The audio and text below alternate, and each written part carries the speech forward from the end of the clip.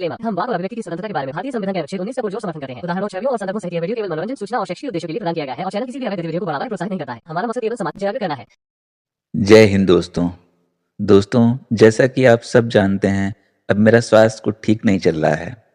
इसी कारण 2 दिन से कोई भी वीडियो नहीं डाल पाया, जिसके लिए माफी चाहता हूँ। आज की वीडियो भी बड़ी मुश्किल से तैयार की है। इस वीडियो का बैकग्राउंड नॉइज कुछ ज्यादा है, जिसके लिए मुझे खेद है, लेकिन टॉपिक और डिस्कशन बहुत ही खास है। मुझे लगा कि आप लोगों को एक बार इसे जरूर सुनना चाहिए, इसीलिए इस क्लिप को सिलेक्ट किया। वीडियो को ध्यान से पूरा सुनिएगा, तब पता लगेगा कि मोमिन किस कदर इस कल्ट में फंसा है और खुद को पूरी तरह जॉम्बी बना चुका है। मुझे ये बताओ, सुनो, तुम्हारा घर है, परिवार है। अब तुम घर के परिवार के तुम बाप हो घर के अंदर। अब कोई और आ जाके बोले मैं भी बाप हूँ परिवार के अंदर, तो वही बर्दाश्त करोगे ना। जिसने पैदा किया था उसका कत्ल किया है उबैदुर। पैदा किया है, सुनो, तो अल्लाह ने पैदा किया है आपको, अल्लाह ने पैदा किया है। अब तुम्हारे लिए अल्लाह सबसे बड़ा है। अरे भाई, मेरे अबू उबैदा रदी अल्लाह ताला अन्हु ने अपने वालिद का कत्ल किया। ये आपके यहाँ पर ये आपकी तालीम है। आप कह रहे थे कि उफ तक नहीं करना है अपने वालिदैन को, तो आपके वालिदैन को उफ इसीलिए नहीं करना है क्योंकि वो मुसलमान है। अगर मुसलमान नहीं तो कत्ल कर देना है, जैसा कि आपके अबू उबैदा रदी अल्लाह ने किया। ईमान के साथ कुफ्र करोगे, ईमान के साथ कुफ्र करोगे तो कहाँ से तो उनका क्या किया जाएगा ईमान के साथ? तो मतलब आपके मजहब में माँ बाप की इज्जत उसी वक्त तक करनी है जब तक कि वो मुसलमान नहीं है। अगर नॉन मुस्लिम है तो उनको कत्ल कर देना, जैसा कि आपके अबू उबैदा रदी अल्लाह ताला अन्हु ने किया था। सुनोगे, पहले ये बताओ, ईमान होता है और कुफ्र होता है। कुफ्र कहते हैं शर करना, फितना करना, फसाद करना, ये कुफ्र के इसमें आता है।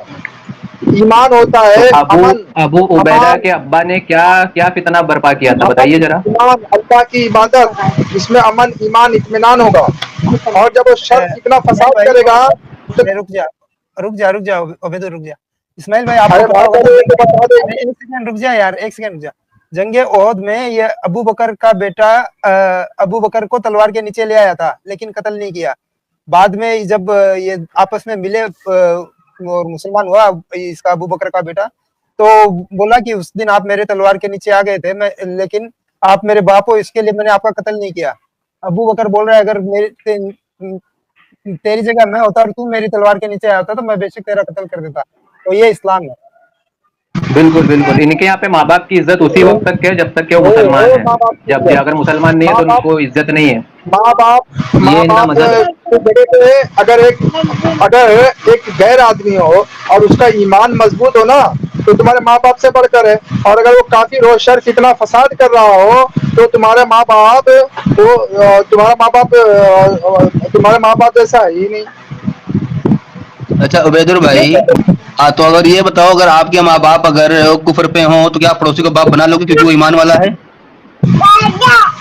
अरे भाई, अगर वो ईमान वाला है और वो तुम्हारे बाप जैसा तुमको मान रहे है, तुम्हारे इसमें है, अगर वो तुम्हारे को बाप जैसा तुम्हारे देखता है कि चलो ये मेरे बेटे जैसा है, तो उसको अगर अपने बाप बोलते और वो ईमान के मिकदार पे है, जिस तरह से बाप तुम्हारी मदद करेगा, तुम्हारा हेल्प कर देगा और तुम्हारे साथ ऐसा मामला करेगा जैसे अपने बेटे से कोई मामला करता है, तुम्हारे बाप से बढ़कर हो गया हो, क्योंकि वो ईमान वाला काम कर रहे हैं। सब ईमान वाले काम है, ईमान के काम है, खैर का काम,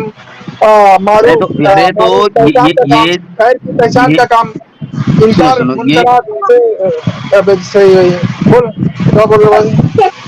हजरत देखो, ये सारे काम तो बंदे के माँ बाप भी करेंगे, भले ही वो कुफ्र करें या ना करें, ठीक है।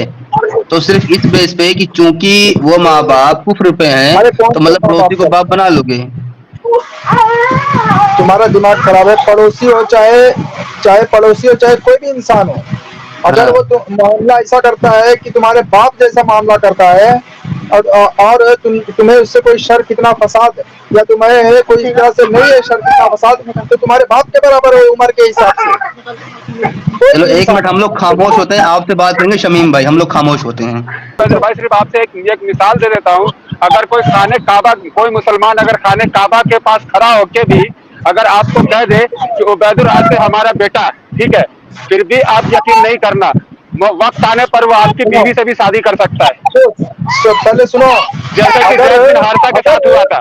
अगर वो मेरे बाप बनने का मेरे जैसा रास रखता होगा ना तो बन सकेगा, नहीं तो किसी का औकात नहीं है मेरे बाप जैसा मेरा रास रखने की। उबैदुल भाई मैं आपको सिर्फ मशवरा दे रहा हूँ, नहीं तो किसी का औकात नहीं मेरे जैसा रास रख के मेरा बाप बनने की। अब उबैदुल भाई मैं सिर्फ आपको मशवरा दे रहा हूँ कि अगर कोई मुसलमान खाने काबा के सामने खड़ा, अरे सर सुन तो लो यार, अरे सुन तो लो यार, अरे सुन लो भाई, मैं बोल रहा हूँ कि कोई मुसलमान खाने काबा के सामने में खड़ा हो के अभी उबैदुल भाई आपको कह दे कि आज से हम आपके वालिद, आप हमारे बेटा, आप उस पर भी यकीन नहीं करना। मैं सिर्फ मशवरा दे रहा हूँ, इसलिए क्योंकि जब जैद बच्चा था ना तो रसूल अल्लाह जो थे ना खाने काबा के सामने में खड़ा होकर कहते कि आज से जैद बिन हारिसा का नाम जैद बिन मोहम्मद हो गया, ठीक है। लेकिन जब वही जैद बिन हारिसा की जो बीवी थी, जैद बिन मोहम्मद की जो बहू थी, मोहम्मद साहब रसूलुल्लाह की जो बहू थी, वक्त आने पर उससे भी शादी कर लिया। तो इसीलिए मैं बोल रहा हूँ कि भाई अगर कोई ईमान वाला खाने काबा के सामने भी खड़ा होकर अगर आपको अपना बेटा मान लेना तो उस पर यकीन नहीं कीजिएगा, हो सकता है कि कल वो आपकी बीवी पे हाथ भी साफ कर सकता है, जैसा कि रसूलुल्लाह की सुन्नत है सर। समीम भाई ने बहुत बड़ी बात कही है, पर ये उबैदुर है, इसके पास दिमाग नाम की कोई चीज नहीं है, इसीलिए उसको कुछ भी समझ में नहीं आएगा। वो जो जिनको रसूलुल्लाह ने अपना बेटा बोले थे उनको कहे थे कि मैं विरासत में हिस्सा दूंगा, तो ये रसूलुल्लाह का जो है रहम दिली था कि मैं गुलाम है उसको भी मैं अपना बेटा जैसा मानता हूँ और विरासत में भी हिस्सा दूंगा। खड़े होकर ऐलान किया था खाने काबा के। अरे जय भाई सर आप गलत बात नहीं कहिए, रसूल के विरासत में किसी का कोई हिस्सा नहीं है, ये सुन्नियों का पेट मसला है। इसलिए बागे फदक जो हजरत फातिमा का हिस्सा में आया था अबू बकर ने ले लिया था, ये कह के कि रसूल कह के गए हैं कि हमारे विरासत में किसी का हिस्सा नहीं। जब उनकी सगी बेटी का हिस्सा नहीं तो गुलाम का हिस्सा कहाँ से आप लेके आ जाते हैं सर? अरे तो ये तो बता रसूलुल्लाह ना सदका खाने वाले ना कल के लिए अपना माल जमा करने वाले, पूरा सदका कर देने वाले, और यहाँ तक कि विरासत भी लोगों में बांट देने वाले थे, अपने बच्चों में नहीं बांटते थे। तो यही तो बोल रहा हूँ, यही तो मैं भी बोल रहा हूँ। अरे तो मैं तो यही बोल रहा हूँ सर, जब रसूल के विरासत में किसी का हिस्सा ही नहीं है तो फिर जैद का हिस्सा कहाँ से आ जाएगा? जब रसूल के विरासत में उसकी बेटी को हिस्सा नहीं मिला तो मुंह बोला बेटा का हिस्सा का जो उन्होंने कहा था। अरे सुन लो भाई, अरे भाई मेरे यार जैद तरीके यार भाई, इससे बात करके कोई फायदा नहीं है यार, बिना ब्रेक की गाड़ी है। सुनेगा जैद का क्या हिस्सा आएगा मैं बता देता हूँ ना। जैद का हिस्सा ये आया कि रसूलुल्लाह को पता था कि हम हुनैन पे इसको भेज रहे हैं और वहां पे मारा जाएगा, ठीक है, फिर भी रसूलुल्लाह ने भेज दिया था, यही हिस्सा था। ए भाई अभी सुनोगे, सुनो, रसूलुल्लाह ने कहा नबी जो होते हैं वो उनका वर्षा इल्म होता है। हाँ समझे कि नहीं? हाँ समझ गया भाई। तो यार इल्म होता है, वो तो इल्म, लेकिन वो कौन है? इल्म देके भाई तो अरे भाई मेरे, तो वो जो कौन है, अंबिया का वारिस उलमा है। रसूलुल्लाह ने ये कहा कि हमारे जो वारिस है ना वो हमारे उलमा है, हमारी इल्म में विरासत है, हमारी सामान में प्रॉपर्टी में कोई विरासत नहीं है। तो फिर आप कैसे कह दिया कि भाई उन्होंने तो अपने गुलाम को भी विरासत में दे दिया? भाई गुलाम को विरासत में नहीं दिया, बेचारे को एक बीवी भी मिली थी वो भी छीन लिया उनसे। सुनो गुलाम, अबे रुको, कहाँ भाग गए? विरासत ऊपर चले गए क्या?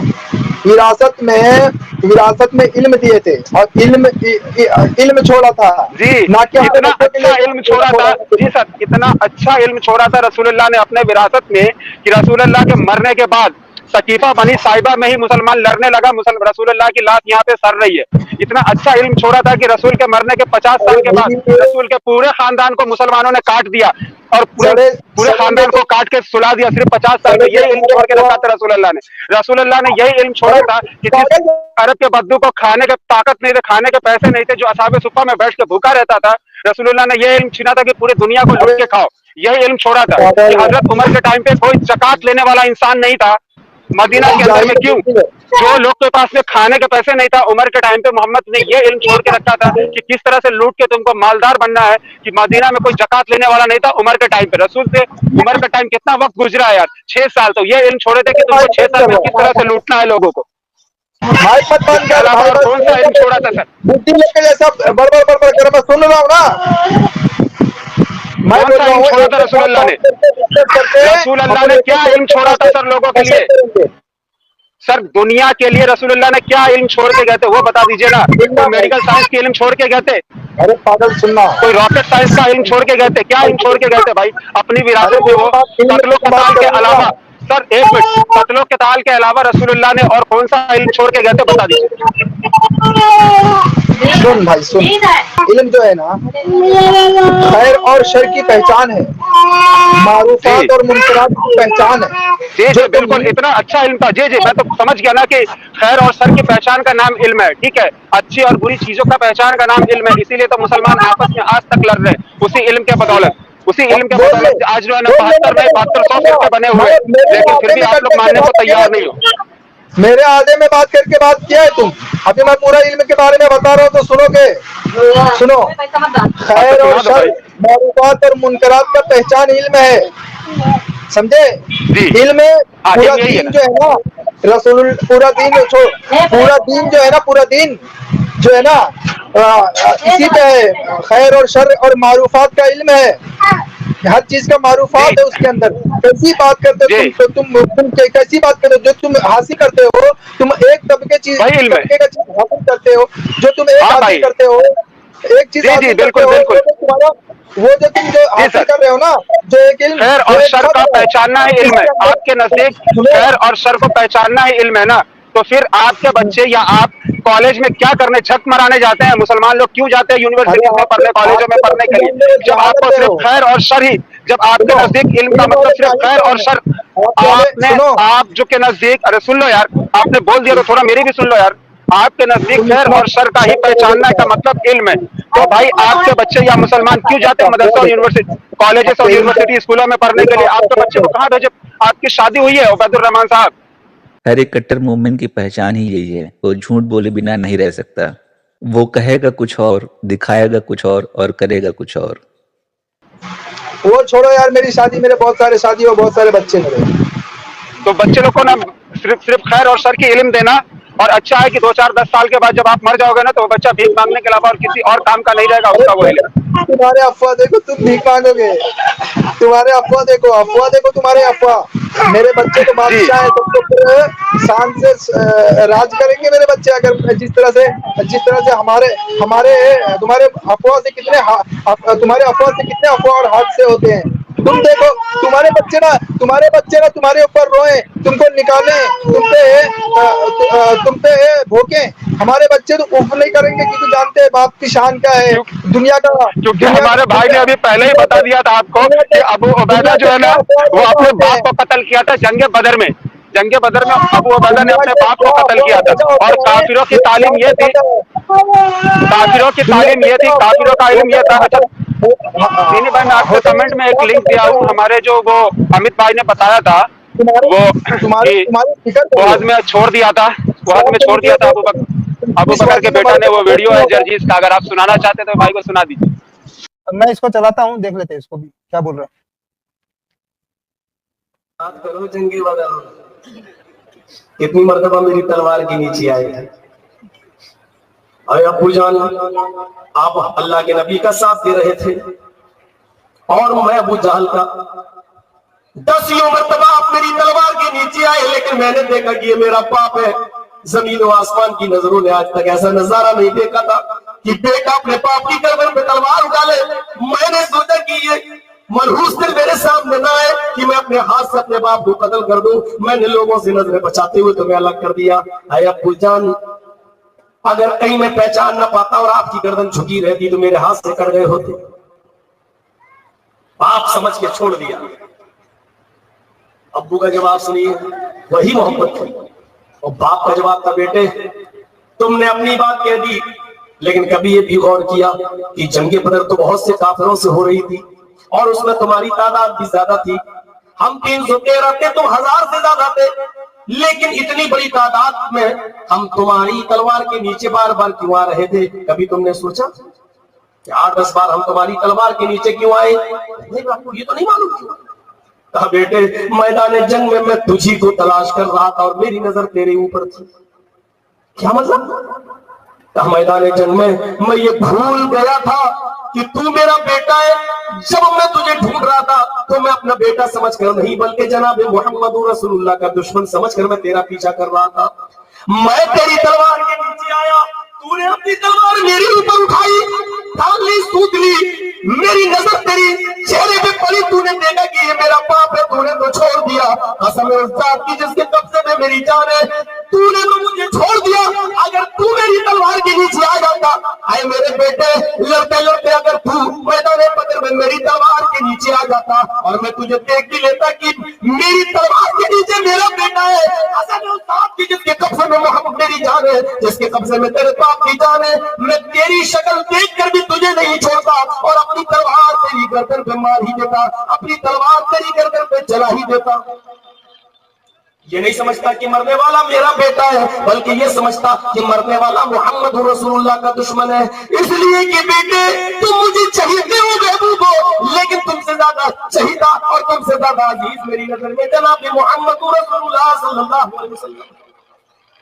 जी अमित भाई, यही तालीम है इस्लाम का कि भाई बेटा ने 10 बार छोड़ दिया अबू बकर को, काटा नहीं क्योंकि यार मेरा बाप है, लेकिन अबू उबैदा ने एक बार भी नहीं सोचा और उसको काट दिया। और अबू बकर कहता भी है कि अगर तू रहता ना, अगर तू मेरे तलवार के नीचे आ जाता तो मैं तुझे काट देता। यही बाप और बोल रहा है बाप और बेटे का रिश्ता। देख लो भाई काफिर और मुसलमान में फर्क।